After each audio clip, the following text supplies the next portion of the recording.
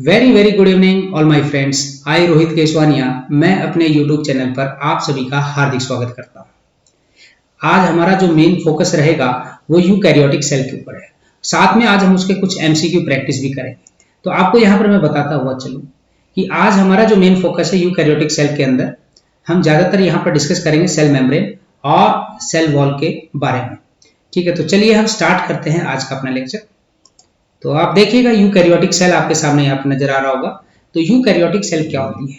तो आप कहेंगे eukaryotic cell are those kind of the cells which having, जहां पर आप क्या देखने को मिलेगा, मेम्ब्रेन बाउंड न्यूक्लियस आपको देखने को मिलेगा और साथ में सेल ऑर्गेनेलिज क्या है आपको देखने को मिलेगा। इसके अलावा मैं आपको बता दूं कि साइटोप्लाज्म के अंदर आपको अलग अलग प्रकार के कंपार्टमेंट्स क्या है देखने को मिलते हैं। मेम्ब्रेन बाउंड सेल ऑर्गेनेलिज क्या है आपको वहां देखने को मिलेंगी और जो जेनेटिक मटेरियल है वो आपको और क्रोमोसोम्स की फॉर्म में क्या है ऑर्गेनाइज फॉर्म में आपको देखने को मिल जाएगी। और यहाँ मैं आपको बताता हुआ चलूं कॉम्प्लेक्स लोकोमोटरी और साइटोस्केलेटल स्ट्रक्चर्स भी क्या है आपको देखने को मिलते हैं। ये सारे के सारे जो फीचर्स हैं ये यूकैरियोटिक सेल्स के हैं जो आपको याद रखने हैं। तो अब आपको यहाँ पर दिखाई दे रहा होगा, ये जो डायग्राम आपको दिखाई दे रहा है ये है जी प्लांट सेल। प्लांट सेल में आपको क्या क्या याद रखना है? प्लांट सेल में सबसे बाहर क्या होती है? Cell wall. फिर उसके बाद क्या होती है? Middle lamella. जो सबसे बाहर वाली जो लेयर है उसको हम क्या बोलते हैं? सेल वॉल कहते हैं। यहाँ पर आपको मिल जाएगी, ये रही देखिए सबसे बाहर वाली सेल वॉल। फिर उसके बीच में आपको क्या मिलेगा? Middle lamina. सबसे बड़ा यहाँ पर क्या देखने को मिलता है? वैक्यूल। और थर्ड नंबर की जो लेयर है उसको हम बोलते हैं प्लाज्मा मेम्ब्रेन। यहाँ ये न्यूक्लियस है और न्यूक्लियस में आपको क्या क्या देखने को मिलता है? आप कहेंगे न्यूक्लियोलस हमें देखने को मिलेगा। न्यूक्लियस के सराउंडिंग आपको क्या देखने को मिलता है? तो आप कहेंगे एंडोप्लाज्मिक रेटिकुलम, जो कि स्मूथ भी हो सकती हैं और रफ भी हो सकती हैं। रफ होंगी तो इसका मतलब उनके सरफेस के ऊपर आपको क्या देखने को मिलेगा? राइबोसोम्स देखने को मिलेंगे। इसके अलावा आपको यहाँ पर बहुत सारे प्लास्टिड्स क्या है देखने को मिलेंगे। ये जो आपको नजर आ रहे हैं ये क्या है? प्लास्टिड्स। ये यहाँ पर लिखा है क्लोरोप्लास्ट, तो इसका मतलब बहुत सारे प्लास्टिड्स आपको देखने को मिलते हैं जिसकी वजह से प्लांट ग्रीन कलर का नजर आता है। लिक्विड पार्ट को साइटोप्लाज्म कहेंगे। इसके अलावा पेरोक्सिसोम, माइक्रोट्यूब्यूल्स, प्लाज्मोडेस्माटा, ये देखिए बीच बीच में जो रेड कलर के डॉट्स आपको जो नजर आ रहे हैं इनको हम क्या बोलते हैं? प्लाज्मोडेस्माटा। और ये क्या करते हैं भाई? दोनों साइटोप्लाज्म को, मतलब दो सेल हैं आपस में, वो अपने साइटोप्लाज्मिक क्या करते हैं? स्ट्रीमिंग करने का काम करते हैं। इसके अलावा आप यहाँ देखेंगे एनिमल सेल। एनिमल सेल के अंदर केवल आपको ये ध्यान रखना है कि न्यूक्लियस कहाँ होता है? सेंटर में होता है। प्लास्टिड इनके पास होता नहीं है। माइटोकॉन्ड्रिया आपको यहाँ पर देखने को मिलेगा ज्यादा, और माइटोकॉन्ड्रिया आपको प्लांट सेल में क्या देखने को मिलते हैं? कम देखने को मिलते हैं। इनकी सरफेस के ऊपर क्या होते हैं? फिंगर लाइक प्रोजेक्शन, जिनको हम माइक्रोविलाई या फिर विलाई के नाम से जानते हैं। और एक चीज और याद रखना, इनके पास क्या होता है? सेंट्रियोल, जो कि क्या करते हैं भाई? सेल डिवीजन कराने में हेल्प करते हैं। तो चलिए हम डिस्कस करते हैं सेल ऑर्गेनेलिज की, यूकैरियोटिक सेल की। यूकैरियोटिक सेल की अगर मैं सेल ऑर्गेनेलिज की बात करता हुआ चलूं तो हम बात करेंगे आज सेल मेम्ब्रेन, और इसके अलावा मैं ऑलरेडी बता ही चुका हूं सेल वॉल के बारे में भी आज हम डिस्कस करेंगे। इसमें कितना आपको याद करना है वो इंपॉर्टेंट पॉइंट्स मैं आपको यहाँ पर देने जा रहा हूँ। तो आप सबसे पहले देखिए कि ह्यूमन आरबीसी की क्या की गई थी? केमिकल स्टडी की गई थी, जिसमें हमें पता चला कि जो सेल मेम्ब्रेन है ना वो लिपिड बाइलेयर की बनी होती है और उसमें प्रोटीन और कार्बोहाइड्रेट भी क्या है आपको देखने को मिलेगा। जैसे मान लीजिए ये जो मैं बना रहा हूँ ये क्या है? तो आपको नजर आ रहे होंगे ये है जी फॉस्फोलिपिड बाइलेयर। फॉस्फोलिपिड बाइलेयर क्या है आपको यहाँ पर देखने को मिल रही है। इसके अंदर कार्बोहाइड्रेट भी आपको देखने को मिल जाता है, इवन प्रोटीन्स भी क्या है आपको देखने को मिल सकते हैं। लिपिड ज्यादातर आपको पॉलीग्लाइसराइड्स की फॉर्म में हैव आउटर पोलर हेड। देखो ये जो पार्ट है इसको हम क्या बोलते हैं? Polar head. क्या बोलेंगे जी? इसको पोलर हेड कहेंगे। और हाइड्रोफोबिक टेल्स क्या है आपको अंदर की साइड क्या है देखने को मिलते हैं? ये हाइड्रोफोबिक टेल्स कहलाती है। नॉन पोलर जो टेल है वो सैचुरेटेड हाइड्रोकार्बन की बनी होती है, जो कि एक्वस एनवायरनमेंट से क्या करती है? बचाने का काम करती हैं। इवन मैं अगर आपको कहूं कि देखिए कोई भी फैट है या फैटी एसिड है, अगर आपने मान लीजिए घर में आपने ऑयल देखा होगा या घी देखा होगा, अगर आप उसको पानी के अंदर डालते हैं तो क्या वो उसके अंदर घुल जाएगा? तो आप कहेंगे नहीं घुलेगा। क्यों नहीं घुलेगा? क्योंकि वो उनके साथ क्या नहीं करेगा? रिएक्ट नहीं करेगा। तो कौन सी चीज है उनके पास? तो मैं आपको कहूंगा कि उनके पास क्या है? नॉन पोलर रीजन्स मौजूद है, जो कि क्या है? एक्वस एनवायरनमेंट के साथ क्या नहीं करते हैं? रिएक्शन नहीं करते हैं। अगर रेशियो की अगर मैं बात करूं आरबीसी के अंदर प्रोटीन और लिपिड के रेशियो की अगर मैं बात करता हूं तो वो लगभग आपको देखने को मिलेगा 52% प्रोटीन और 40% लिपिड। और ये भी ध्यान रखिएगा जितनी भी जो सेल्स होती है ना सबके अंदर अलग अलग प्रोटीन और लिपिड की क्या है आपको कंसेंट्रेशंस क्या है देखने को मिल जाती है। और वहीं अगर मैं बात करता हूं ease of extraction, membrane protein को दो टाइप में डिवाइड किया गया। मतलब एक तो है इंटीग्रल प्रोटीन जो कि पार्शियली या फिर टोटली बरीड होती है मेम्ब्रेन के अंदर, ठीक है, वो डायग्राम से आपको क्लियर हो जाएगा अभी। तो आप देखिए यहाँ पर, और दूसरा होता है पेरिफेरल प्रोटीन, ठीक है, जो कि आपको सरफेस ऑफ मेम्ब्रेन के ऊपर क्या है आपको देखने को मिले। आप इसमें देखिए ये जो आपको नजर आ रही है ना ये वाली, तो इसको हम क्या बोलते हैं, पेरिफेरल प्रोटीन के नाम से जानते हैं। क्या बोलते हैं इसको, पेरिफेरल प्रोटीन के नाम से हम क्या करते हैं इसको जानते हैं। इसका मेजर फंक्शन क्या है, एज ए रिसेप्टर के फॉर्म में काम करते हैं, सेल रिकॉग्निशन करने में क्या करते हैं, हेल्प करते हैं। और ये बीच में जो प्रोटीन आपको जो नजर आ रहा है इसको बोलते हैं इंटीग्रल प्रोटीन, जो क्या करता है, एक चैनल के फॉर्म में काम करता है। मतलब किसी भी चीज को क्या करेगा, एक जगह से दूसरी जगह ट्रांसफर कराने का एक क्या करते हैं, काम करते हैं। और ये जो मॉडल जो आपको जो नजर आ रहा होगा, ये फ्लूइड मोज़ेक मॉडल है सेल मेम्ब्रेन का, और ये दिया था सिंगर एंड निकोलसन ने 1972 के अंदर। इसका नेचर कैसा है, क्वासी फ्लूइड नेचर होता है। ये वाला क्वेश्चन पूछा गया है कि भाई कौन से मॉडल को क्वासी फ्लूइड नेचर मॉडल कहा गया है, तो आप कहेंगे सिंगर एंड निकोलसन वाले मॉडल को, जिसको हम फ्लूइड मोज़ेक मॉडल के नाम से जानते हैं। और यहाँ ध्यान रखेंगे जो लेटरल मूवमेंट क्या कराते हैं, प्रोटीन्स की कराने का काम करते हैं विद इन ओवरऑल बाइलेयर। और ये जो एबिलिटी है move within the membrane is measured as a fluidity.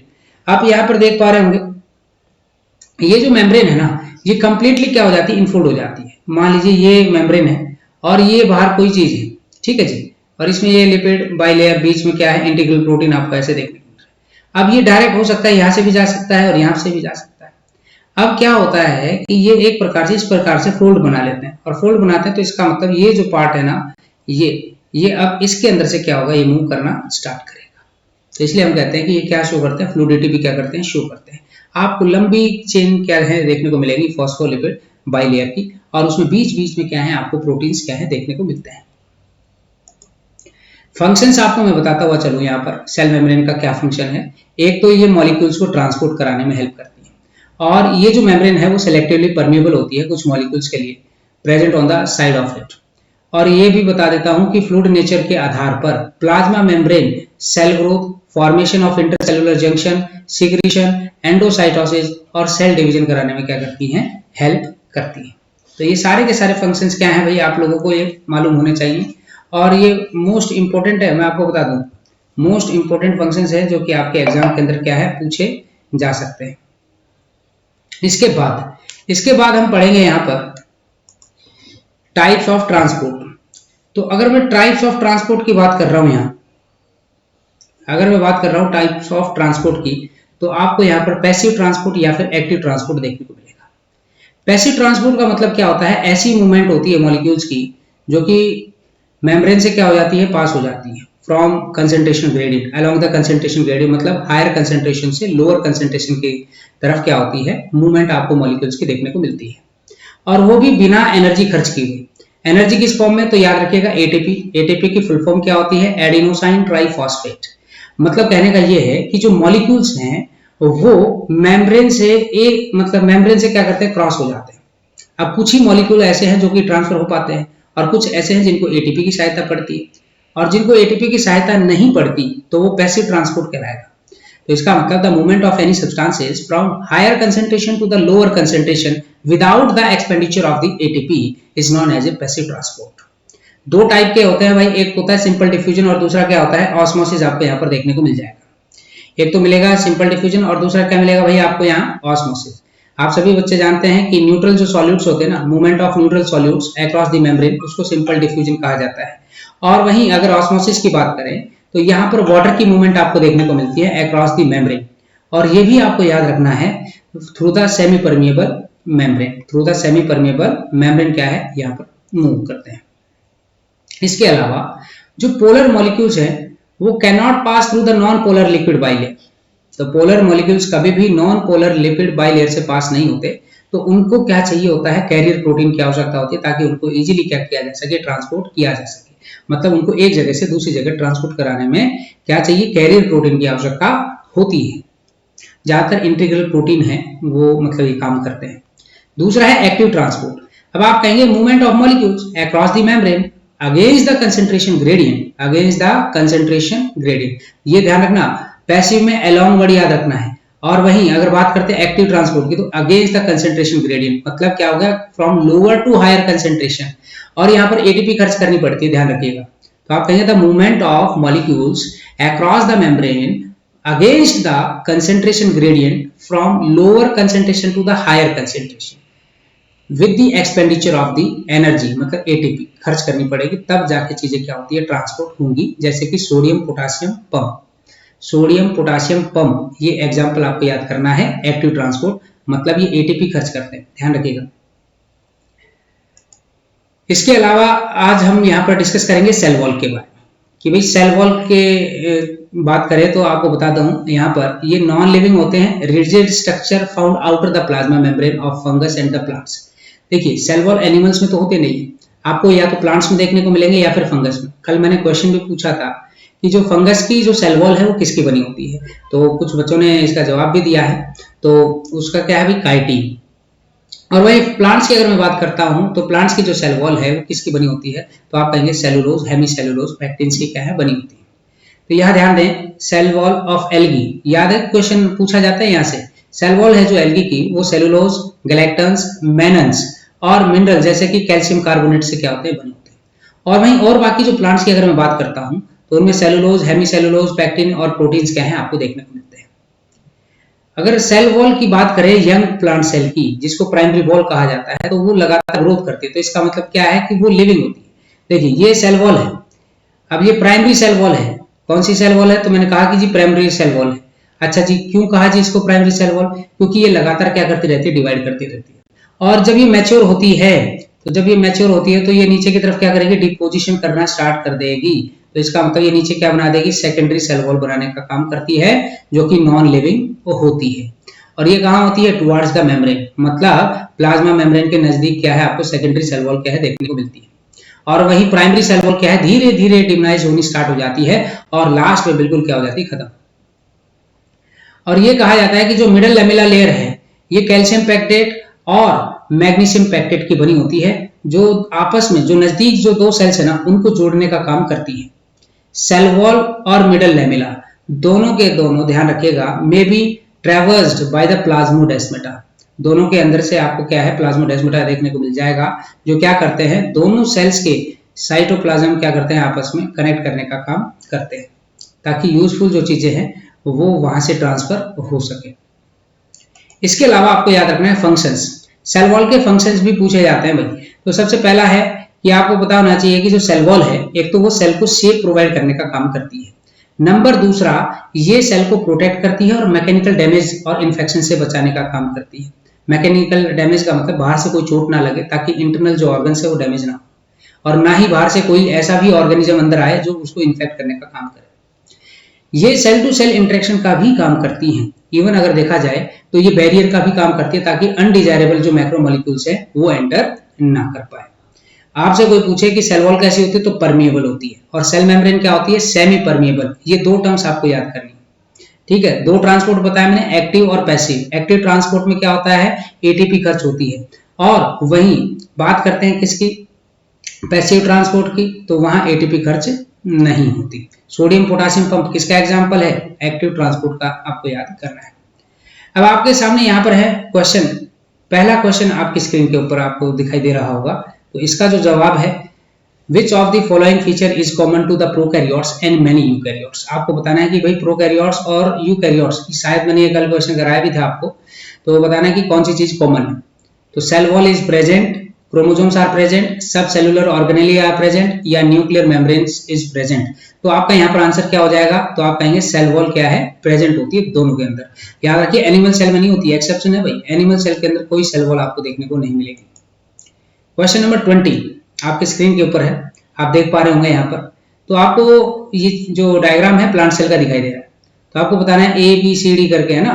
तो यहाँ पर जो ए है, ए पॉइंट, इस ए पॉइंट को हम क्या कहेंगे, तो हम नाम देंगे जी प्लाज्मोडेस्माटा, प्लाज्मोडेस्माटा कहेंगे, ठीक है जी। ए होगा जी प्लाज्मोडेस्माटा। अब देख लो ए प्लाज्मोडेस्माटा कहाँ लिखा हुआ है, तो आपने कहा जी सी में लिखा हुआ है और ए में लिखा हुआ है, ये बात भी बिल्कुल करेक्ट है। अच्छा नंबर बी, ये जो बी आपको जो नजर आ रहा है ये क्या है, तो आप कहेंगे इनके ऊपर, अगर इसको थोड़ा बड़ा करके देखें तो ये कुछ इस तरीके से आपको नजर आ रही है, इसके ऊपर छोटे छोटे क्या है, ऐसे आपको राइबोसोम्स के क्या देखने को मिलेंगे, डॉट्स देखने को मिल रहे हैं। इसको हम क्या बोलेंगे, रफ एंडोप्लाज्मिक रेटिकुलम। तो जी ये हो गए रफ एंडोप्लाज्मिक रेटिकुलम। तो यहाँ क्या लिखा हुआ था, स्मूथ, तो इसका मतलब आपका क्या हो जाएगा, ये ए ऑप्शन में आ जाएगा ये आंसर। और सी आपको देखो कहाँ देख रहेगा, ये जो सी जो पॉइंट है इसको क्या बोलते हैं, गोल्गी बॉडीज। क्या बोलते हैं, गोल्गी बॉडीज या फिर गोल्गी कॉम्प्लेक्स के नाम से हम इसको जानते हैं। तो यही से क्वेश्चन आपका क्या है, कंप्लीट बन गया है। और इसका आंसर हो जाएगा वो क्या हो जाएगा, ए ऑप्शन क्या हो जाएगा यहाँ पर बिल्कुल करेक्ट हो जाएगा। ठीक है भाई। अगला क्वेश्चन है क्वेश्चन नंबर 21। 21 में भी वही चीज है, ABCD करके आपको दिखा रखा है। तो ई क्या है, सबसे पहले तो ए देखो, ए कहाँ लिखा हुआ है, ए आपने देखा यहाँ पर सबसे आगे लिखा हुआ है ए। और ये जो ए है ये क्या है जी, प्लाज्मा मेम्ब्रेन, क्योंकि इसकी सेल वॉल तो होती नहीं है, तो ए प्लाज्मा मेम्ब्रेन। तो प्लाज्मा मेम्ब्रेन देखो सभी के अंदर लिखा हुआ है, प्लाज्मा मेम्ब्रेन सभी ऑप्शन में आपको क्या है यहाँ पर गिवन। ठीक है भाई, ए हो गया जी प्लाज्मा मेम्ब्रेन। बी देखो कहां पर है, तो बी आपने देखा यहाँ पर न्यूक्लियस के बिल्कुल नजदीक है, आपको यहाँ पर नजर आ रहा होगा। और जो बी नजदीक आ रहा है तो इसका मतलब यहाँ पर ये जो बी है वो क्या है, अच्छा बी यहाँ है जी, ये अच्छा इसकी पूछ रहा भाई ये क्या है, तो ये तो जी माइटोकॉन्ड्रिया। क्या है ये बेटा, माइटोकॉन्ड्रिया। तो बी माइटोकॉन्ड्रिया, आप देख लो बी माइटोकॉन्ड्रिया कहाँ कहाँ लिखा हुआ है, तो आप कहिए जी लास्ट के 3 ऑप्शन में लिखा हुआ है, बी, सी और डी। तो चलो जी माइटोकॉन्ड्रिया भी हो गया हमारा बी।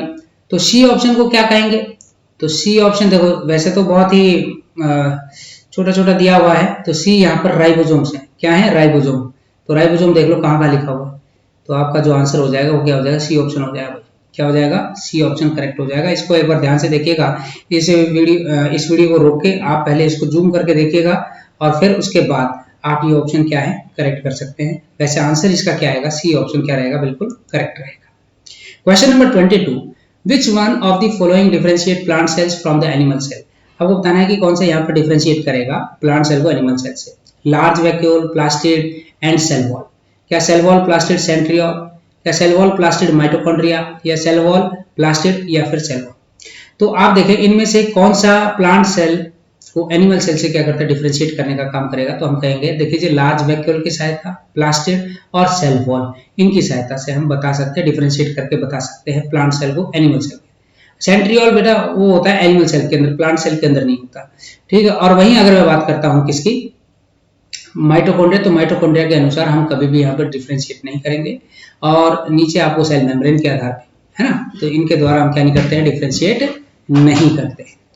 अगला क्वेश्चन है, most abundant lipid in the cell membrane is. Most abundant मतलब सबसे ज्यादा पाया जाने वाला, आपको बताना है कि सेल मेम्ब्रेन में कौन सा लिपिड होता है, तो याद रखिएगा फॉस्फोलिपिड। क्या होगा भाई, फॉस्फोलिपिड। नेक्स्ट क्वेश्चन है question number 24, each phospholipid molecule in a cell membrane consist of 1 polar head and 2 non. देखो भाई ये आपको बता रखा है इस तरह के, एक तो क्या होगा जी पोलर हेड हो गया, क्या होगा जी पोलर हेड, और नीचे कितनी टेल नजर आ रही है, तो आप कहेंगे दो नॉन पोलर टेल है ना। एक मिनट रुकिए, 2 नॉन पोलर टेल आपको यहाँ पर नजर आ रही होंगी, 2 यहाँ पर आपको नॉन पोलर टेल क्या है आपको देखने को मिलेगी। ठीक है जी, तो आपका ऑप्शन क्या है यहाँ पर, क्या ये 24 क्वेश्चन बिल्कुल सही है, तो आप कहेंगे बिल्कुल सही है सर। इसमें जो फॉस्फोलिपिड जो मॉलिक्यूल होता है सेल मेम्ब्रेन में, उसमें 1 पोलर हेड और 2 आपको क्या देखने को मिलती है, नॉन पोलर टेल्स देखने को मिलती है। क्वेश्चन नंबर 25, क्वेश्चन नंबर 25 है, एक स्टूडेंट ने यहाँ पर पिक्टोरियल स्ट्रक्चर देखा, वही चीज है भाई, आपको ए और बी के बारे में बताना है। और 25 का जो आंसर हो जाएगा वो बताने से पहले मैं आपको बता दूं, प्रोटीन ए, प्रोटीन ए कौन सा भाई, ये रहा है ना सबसे बाहर वाला, should be labelled as a trans membrane protein only and not as integral protein. ये तो गलत बात हो जाएगी, तो ये बात क्या है आपकी गलत है, तो फर्स्ट ऑप्शन आपका क्या हो जाएगा यहाँ पर गलत हो गया, 25 का क्या हो जाएगा भाई, ये ऑप्शन आपका गलत। दूसरा, the polarity of protein A should be the reverse because the cytosolic phase always show reducing environment, नहीं भाई ये भी गलत है। अच्छा, glycolipid should be labelled as a glycoprotein, बिल्कुल सही। प्रोटीन भी should be labelled as a integral membrane protein and not as a peripheral glycoprotein, ये भी ठीक है। तो इसका मतलब 3 और 4 देख लीजिएगा, और 3 और 4 यहाँ दिया हुआ है, तो इसका मतलब ये आपका क्या रहेगा, करेक्ट आंसर रहेगा। क्वेश्चन नंबर 26 आपके सामने है, the fluid mosaic model explain. Fluid mosaic model क्या एक्सप्लेन करता है, तो मैं आपको बता दूं दोनों के दोनों मतलब both structural and functional aspect of the cell membrane क्या करता है, एक्सटेंड करने का काम करता है। 27, cell membrane is dash to the ions. Ions के लिए सेल मेम्ब्रेन क्या होती हैं, ये वाला क्वेश्चन एग्जाम में आया हुआ है, तो याद करना भाई डिफरेंशियली परमिएबल होती है। क्या होती है, डिफरेंशियली परमिएबल, आपको यहाँ पर बताना है। नेक्स्ट है सोडियम पोटेशियम पंप रिप्रेजेंट, आपको बताया था एग्जाम्पल अभी थोड़ी देर पहले मैंने 28 का, तो ये क्या कहता है भाई, एक्टिव ट्रांसपोर्ट। एटीपी खर्च करते हैं भाई, तब जाके मॉलिक्यूल्स को एक जगह से दूसरी जगह ट्रांसफर करने का काम करते हैं। Question number 29, the main difference between active and passive transport across cell membrane is. तो मेन डिफरेंस बता देना भाई आपको। तो मेन डिफरेंस देखेंगे, क्या passive transport is non selective, क्या पैसिव ट्रांसपोर्ट नॉन सेलेक्टिव होता है, whereas active transport is selective. तो हम कहेंगे ये बात तो बिल्कुल ठीक तो है, लेकिन ज्यादा मेन डिफरेंस आपको देखने को नहीं मिलेगा। Passive transport requires concentration gradient across a biological membrane, whereas active transport requires energy to move solutes. तो ये बात तो बिल्कुल मेरे को क्या लग रही है, बिल्कुल सही लग रही है। थर्ड ऑप्शन देख लेते हैं एक बार, passive transport is confined to anionic carrier, ये गलत हो गया। Active transport occur more rapidly than the passive, ये गलत होगा, क्योंकि पैसिव ट्रांसपोर्ट क्या होता है, मोर रैपिडली ट्रांसपोर्ट करने का काम करता है। नेक्स्ट क्वेश्चन आता है क्वेश्चन नंबर 30, तो which of the following statements depict the function of the cell wall. आपको बताना है सेल वॉल के फंक्शन कौन कौन से। Provide shape of the cell, बिल्कुल सही। Protect the cell from the mechanical damage and infection, ये बात भी बिल्कुल सही है। Help in cell to cell interaction, ये भी ठीक है। Provide barrier to undesirable macromolecules, ये भी ठीक है। इम्बाइब्स वाटर, ये भी ठीक है। तो इसका मतलब क्या होगा यहाँ पर डी, इम्बाइब्स वाटर। याद रखिएगा, इम्बाइबेशन का मतलब क्या होता है कि क्या करते हैं, जैसे कि जो सेल वॉल है ना, वो वाटर को क्या कर लेती है, एब्जॉर्ब कर लेती है, ठीक है। तो इस प्रकार से वो जो अगर मान लीजिए नॉन लिविंग चीज है तो वो तैरती रहेगी ना पानी के ऊपर। जैसे कि मान लो कोई लकड़ी टूट के गिर गई पानी के अंदर, तो वो तैरती रहेगी अगर वो सूखी हुई है तो, क्योंकि सूखी हुई में क्या मिलेगा आपको, ज्यादा से ज्यादा सेल वॉल क्या है वहां पर देखने को मिलते हैं, डेड फॉर्म में पाए जाते हैं। सेल वॉल कंसिस्ट ऑफ, अब आपसे पूछ लेंगे सेल वॉल किसके बने होते हैं भाई, how many students know about the cell wall consist of. तो आपके सामने है भाई यहाँ पर लिग्निन, हेमीसेलुलोज, प्रोटीन या लिपिड। क्या hemicellulose, cellulose, tubulin and lignin, क्या लिग्निन, हेमीसेलुलोज, पैक्टिन, लिपिड, या लिग्निन, हेमीसेलुलोज, पैक्टिन और सेल। इसका जो आंसर होगा, सेल वॉल कंसिस्ट ऑफ, याद रखिएगा, लिग्निन, हेमीसेलुलोज, पैक्टिन और सेलुलोज। तो डी ऑप्शन क्या हो जाएगा आपका यहाँ पर करेक्ट हो जाएगा। ये है आज की लास्ट स्लाइड, और इस लास्ट स्लाइड के अंदर आज के जो 4 क्वेश्चन आपको यहाँ पर गिवन है, ये सारे के सारे आपको याद हो जाने चाहिए। The innermost portion of a mature plant cell wall process. Innermost portion पूछा है भाई, मैच्योर प्लांट सेल के अंदर आपको क्या देखने को मिल जाएगा, तो याद रखना उसको बोलेंगे सेकेंडरी सेल वॉल, क्योंकि बाहर तो क्या होगी प्राइमरी और नीचे क्या है सेकेंडरी सेल वॉल। फिर उसके बाद क्या है प्लाज्मोडेस्माटा, सॉरी मिडल लैमेला, और फिर उसके बाद क्या है प्लाज्मा मेम्ब्रेन क्या है आपको देखने को मिल जाएगा। नेक्स्ट क्वेश्चन है, the layer of cell wall common to two adjacent cell walls in plants is called. तो उसको क्या कहा जाएगा, तो हम कहेंगे उसको मिडल लैमेला। क्या कहेंगे भाई, उसको मिडल लैमेला कहने का काम करें। Middle lamella of a plant cell is made up of, मैंने बताया था कैल्शियम पैक्टेट और मैग्नीशियम पैक्टेट। तो यहाँ ऑप्शन में देखिए डी ऑप्शन में दे रखा है कैल्शियम पैक्टेट। अगर मान लीजिए मैग्नीशियम दिया होता तो मैग्नीशियम पे भी हम जाएंगे, दोनों दिया है तो बोथ। अगर मान लो ऑप्शन में कैल्शियम भी दे रखा है मैग्नीशियम भी दे रखा है, तो हमें सबसे पहले कैल्शियम के ऊपर ही जाना पड़ेगा। The cell wall and middle lamella are transverse by, तो याद रखिए सेल वॉल और मिडल लैमेला ये ट्रांसवर्स होते हैं किससे बेटा, प्लाज्मोडेस्माटा। तो 35 का ए ऑप्शन क्या हो जाएगा करेक्ट हो जाएगा। तो ये थे आज के मल्टीपल चॉइस क्वेश्चन और कंटेंट। आपको कैसा लगा, अगर आपको अच्छा लगा हो तो लाइक शेयर और सब्सक्राइब करना ना भूलें। आपको ये सारे जो क्वेश्चंस हैं बिल्कुल फ्री ऑफ कॉस्ट यहाँ पर प्रोवाइड किए जा रहे हैं, आपसे कोई भी पैसा नहीं लिया जा रहा है। अगर मान लीजिए कोई भी टॉपिक आपको समझ में नहीं आता है तो आप कमेंट बॉक्स में लिखकर जरूर बताएं, ताकि उसको दोबारा से प्रॉपर तरीके से आपको समझाया जा सके। आज के लिए इतना ही काफी है, आगे आपसे फिर मुलाकात होगी, तब तक के लिए धन्यवाद।